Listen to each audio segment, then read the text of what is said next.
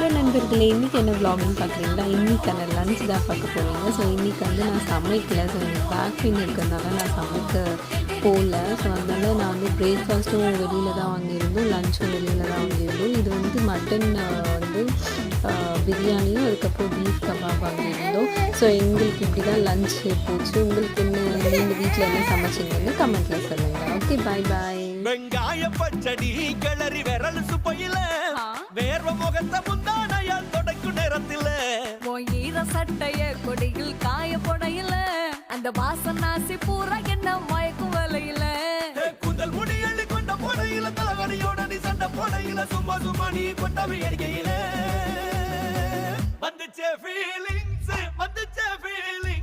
வண்டி வண்டியா வந்துச்சே feelings வந்துச்சே feelings வண்டி வண்டியா வந்துச்சே